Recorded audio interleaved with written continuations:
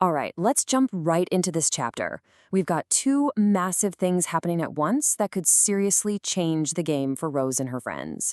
First, there's this mysterious stranger who shows up with a very specific mission. And at the exact same time, a young prodigy's power just explodes onto the scene in a way nobody, and I mean nobody, was expecting.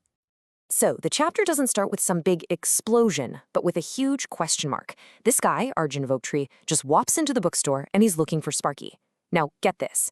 He claims he's been searching for years, but his locate spell, which has never worked, suddenly lit up and pointed him straight to Wildwood just 10 days ago. Yeah, the timing is, let's just say, really suspicious. And of course, it's Lily who just cuts right to the chase. She immediately thinks Titania. She connects this stranger to the royal court, to that whole lingering threat. And you can't blame her, right? I mean, the last time someone from Quintessence showed up, it ended with a kidnapping. So her fear is 100% justified. This is definitely not some random tourist. He's a potential problem. All right, so let's take a closer look at this guy. What do we actually know about him, and why is everyone so on edge? Okay, so on the surface, Arjun says he's just a magical healer. Simple enough, but his story is full of holes. I mean, why did his spells suddenly start working now, the minute Sparky is out of town? And his persistence is, wow, it's intense. He won't leave a letter, he absolutely insists on seeing Sparky in person, and he's just gonna wait it out at the inn. This isn't just a casual drop-in, you guys. This is a mission. Okay, so while this whole mystery with Arjun is brewing, something else is going on. Sparky left Rose with a really important job: start training young Opal in magic. And what happens next? Well, it completely flips the script on the power dynamics in this story. So, the first lesson is the basics, right? Creating a magical field. You'll remember, for Rose, this was super hard. It was exhausting. And she totally expects Opal to have the same struggle. But Opal has a secret weapon. Turns out, she can already see that golden glow of magic whenever she uses her portal drawings. And this, right here, just shows the mind-blowing difference in their raw talent. I mean, Rose's first try knocked her out for a whole day. Opal, she creates this huge field instantly and feels nothing, no fatigue at all. The difference between them isn't a gap, it's a canyon. But what's really wild here is how Opal just understands her own power. It's like she has a built-in energy meter. She can just state her magic level as a number. My magic is at 90%, Rose. Imagine saying that. Rose, who's supposed to be her teacher, is just completely floored. I mean, just look at this control. It's unreal. Rose gives her a challenge, use a specific amount of power, and Opal just nails it, flawlessly. She creates a field that's 10 times bigger than Rose's personal best. And then, and this is the crazy part, she collapses it and sucks almost all the energy right back in, instantly. Rose has never even been able to do that. This kid is an absolute natural.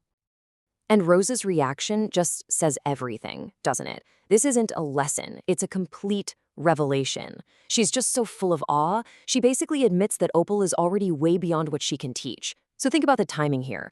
Just as a new potential enemy shows up in town, this incredible new magical powerhouse has just been unlocked.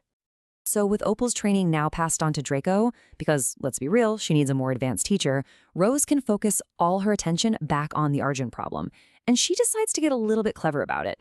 She really takes Lily's warning to heart and makes a super smart call. Instead of digging into Sparky's past, which could be a total minefield, she decides to flip it. She's going to investigate the guy asking all the questions. Figure out who Arjun is, and maybe that'll tell her what he really wants. So Arjun comes back, and he's even more stubborn, not leaving, but Rose, thinking fast, makes this absolutely brilliant move. He says he is a magical healer. Okay, fine. She offers to take him to meet a scientific healer, Dr. Lee, over at the Gnome Clinic. And just like that, a tense standoff becomes a fact-finding mission. So clever. And this is where things get really interesting. At the clinic, Rose's plan takes a complete left turn, because while she's trying to get intel on Arjun, Arjun is about to find out the truth about her. The second they walk through the door, one of Mossbeard's sisters at the front desk sees Rose and just loses it. In a good way. She starts gushing, listing off all of Rose's amazing accomplishments. You know, all the things Rose has been super quiet about or let other people take credit for, and the secret's out, right in front of the one person she's trying to investigate. Awkward. And Arjun, he's no dummy. He immediately picks up on this. Rose told him she just helped with a couple of enhancements, but this gnome is calling her a hero, a savior, the one who installed the portals. So he just asks her, straight up, why did you lie? And that question just hangs there. And with Arjun pressing her, the whole story finally tumbles out.